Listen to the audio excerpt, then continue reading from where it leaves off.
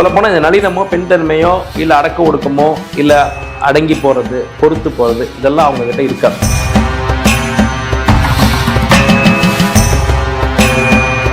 அந்த அந்த கரடுமுரடான அந்த பிஹேவியருக்குள்ளதான் ஒரு அழகான மனமும் இருக்கும்.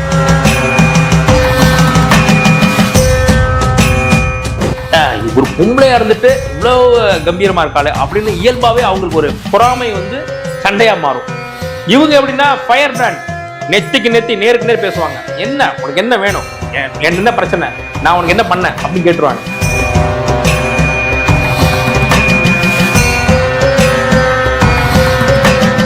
ஒரு மேஷராசி மேஷ லக்னத்து பெண்ணை கட்டுடலான அந்த உடம்பு, ஜிம் பாடி, இல்ல கட்டுக்கட்டா படம், இதை காட்டி நீங்க மயக்க முடியாது.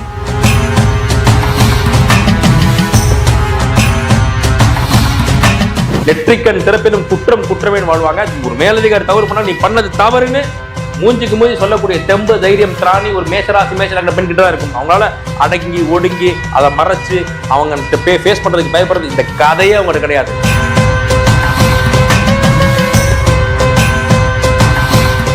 போல்டான அந்த நடவடிக்கைகள்ல நீங்க வெற்றி காணணும். ஸோ மேஷராசி பெண்ணுக்கு, மேஷ லக்ன பெண்ணுக்கு கரண்டி இருக்கவும் தெரியும், கராத்தே செய்யவும் தெரியும்.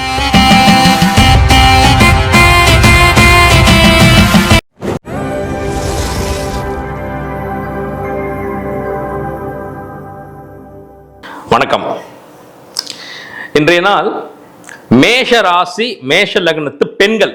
ஏன்னா இது வரைக்கும் நான் நிறைய இடங்கள்ல மேஷ ராசி மேஷ லக்னம்னு இருபாலருக்கும் சேர்த்து மொத்தமா மேஷராசி மேஷ லக்னத்துடைய அவங்களுடைய குணாதிசயங்களை பத்தி பேசியிருக்கேன். பட் முதல் முறையா மேஷ ராசி மேஷ லக்னத்தை சார்ந்த பெண்கள் அவங்களுடைய குணாதிசயம் எப்படி இருக்கும், அவங்களுடைய வாழ்க்கை எப்படி இருக்கும், அவங்களுடைய அந்த பண்புகள் எப்படி இருக்கும்ன்றத ரொம்ப விரிவாக நம்ம பார்க்க போறோம். இப்போ நான் சொல்லக்கூடிய விஷயங்கள் 90% மேல மேஷராசி மேஷ லக்னத்து பெண்களுக்கு பொருந்தி போகும். அதாவது எப்படின்னா, இவர்கள் இந்த மேஷராசி மேஷ லக்னத்து பெண்கள் ஆணுக்கு ஆண் பெண்ணுக்கு பெண். அப்போ நீங்க இயல்பா ஒரு மேஷராசி மேஷ லக்னத்து பெண் குழந்தையில இருந்து ஒரு முதியவர் வரைக்கும் பெண்கள்ல இந்த குணாதிசயத்தை நீங்க பார்க்க முடியும்.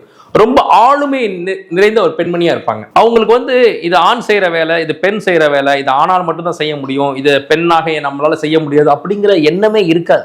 என்ன வேணா பண்ணலாம், என்ன செய்யணும், நம்ம ஜெயிக்கணும், நாம எப்படியாவது வாழ்ந்தே ஆகணும். நமக்கு நேர்மை தான் நம்மளோட அடையாளம். ஏன்னா நான் பொதுவாக சொல்வேன், எப்பவுமே மேஷராசி மேஷ லக்னத்துக்கு ஆணாக இருந்தாலும் பெண்ணாக இருந்தாலும் நேர்மை தான் அவங்களுக்கு மிகப்பெரிய ஒரு சிம்மாசனமா இருக்கும். அதுல பெண்களுக்கு ரொம்ப உச்சமா இருக்கும். நேர்மையான, ஆளுமையான, கம்பீரமான ஒரு பெண்ணாகத்தான் அந்த மேஷராசி மேஷ லக்னத்து பெண்கள் இருப்பாங்க. அப்ப அவர்கள்ட்ட நீங்க ஒரு நளினத்தையோ ஒரு அடக்க ஒடுக்கத்தையோ எதிர்பார்க்கறது அதை விட அவங்க கிட்ட ஆளுமை பண்பு தான் நீங்க எதிர்பார்க்க முடியும். சொல்ல போனா இந்த நளினமோ பெண் தன்மையோ இல்ல அடக்க ஒடுக்கமோ இல்ல அடங்கி போறது பொறுத்து போறது இதெல்லாம் அவங்க கிட்ட இருக்காது. உச்சபட்ச நேர்மை இருக்கும். அப்ப நேர்மை இருக்கும் இடத்தில், உண்மை இருக்கும் இடத்தில் கோபமும் இருக்கும். சட்டுன்னு கோபப்பட்டுருவாங்க, ரொம்ப ரகடா பிஹேவ் பண்ணுவாங்க. ஆனா அந்த அந்த கரடுமுரடான அந்த பிஹேவியருக்குள்ளதான் ஒரு அழகான மனமும் இருக்கும். அதாவது நிறைய பேருடைய மனசுக்குள்ள வஞ்சம் இருக்கும். ஆனா அவங்க பேசுற வார்த்தைகள்ல தேன் தடவி ஹனி கோட்டட் வேர்ட்ஸ் பேசுவாங்க. இங்க அப்படியே ஆப்போசிட். இந்த பெண்கள் கொஞ்சம் அடாவடியா பேசுற மாதிரி தெரியும். உள்ளுக்குள்ள குழந்தை அன்பு அவங்க அவங்க அன்பு காட்டுற விதமே ரகடா தான் இருக்கும். சாப்பிடு அப்படின்வாங்க. சாப்பிடுங்க அப்படின்றது இல்லை, இதுவும் அன்பு தான். ஆனா அவங்களுடைய அன்பு ஒரு முரட்டுத்தனமான அன்பா இருக்கும். அப்போ இவங்க கிட்ட நீ என்ன இவ்வளவு சத்தமா பேசுற, சத்தம் இல்லை, அவங்க இயல்பே அதுதான். கொஞ்சம் கண்ணீர்னு பேசுறது, ஆண்களோட ரொம்ப சகஜமா பழகுவாங்க. அது நீங்க உங்க மற்றவர்கள் பார்வைக்கு என்ன இந்த பொண்ணு எல்லா ஆண்கள்ட்டையும் போய் பேசுறா, சகஜமா பழகிறா, ஆணுக்கு நிகரா எல்லாத்தையும் செய்யறா அப்படின்னு நீங்க அவங்கள அந்த கோணத்துல பார்க்கவே கூடாது. அப்போ அவங்க என்ன நீ ஒரு ஜெண்டர், நான் ஒரு ஜெண்டர், என்ன வா அவ ஜிம்முக்கு போறியா, வா ஜிம்முக்கு போறேன், பைக் ரேஸ் போலாமா, போலாம்.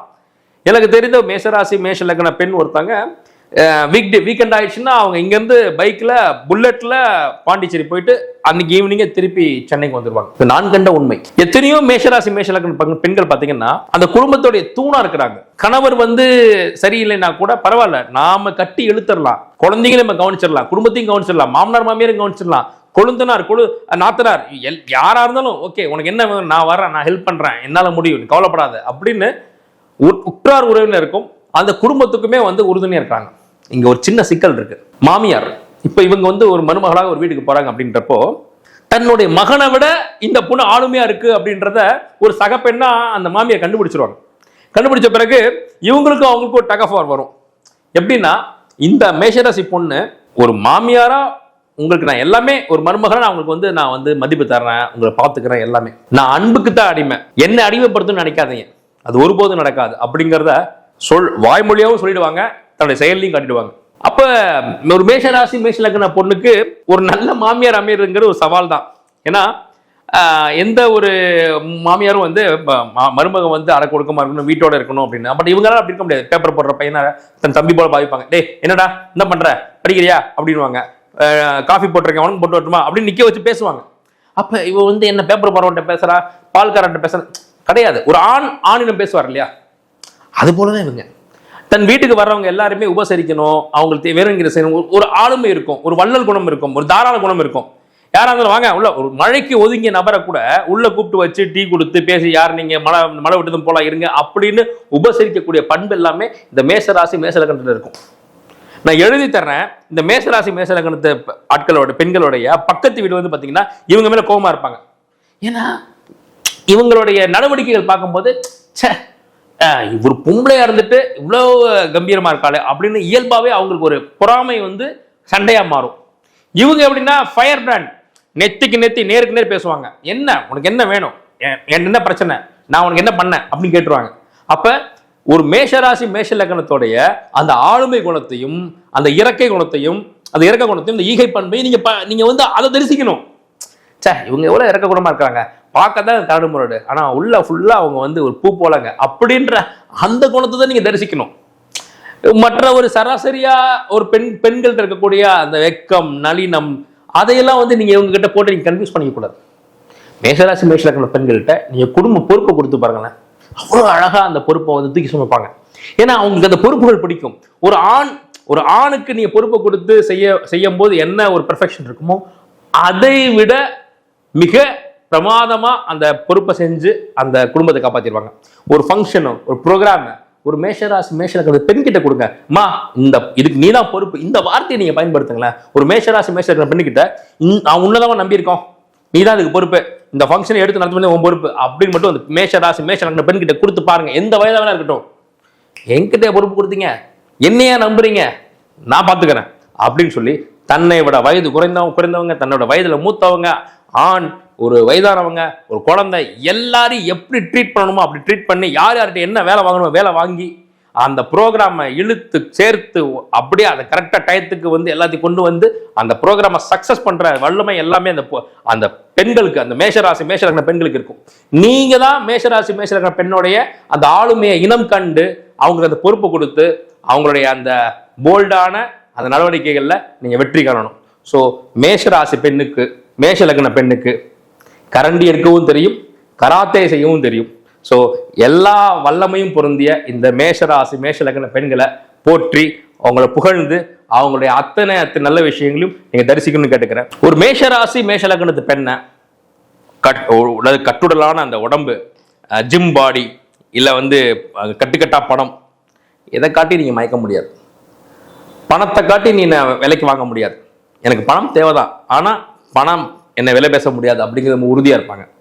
இந்த காதல் அப்படிங்கிற விஷயத்துல அவங்க எதிர்பார்க்கிறது வெறும் ஒரு பிசிக்கல் நீடு, இல்லை அந்த கவர்ச்சி, இல்லை அந்த ஒரு ஈர்ப்பு இல்லை. இவங்க ரொம்ப பேலன்ஸ்டான மைண்ட் உள்ளவங்க. எதிர்காலத்தை பத்தின தாட் அவங்களுக்கு கண்டிப்பா இருக்கும். அப்போ இப்போ ஒரு ஆண் வந்து தனக்கு ப்ரப்போஸ் பண்றாங்க, இல்லை ஒரு ஆணை பிடிச்சிருக்கு அப்படின்னா எதன் அடிப்படையில் பிடிக்கும்?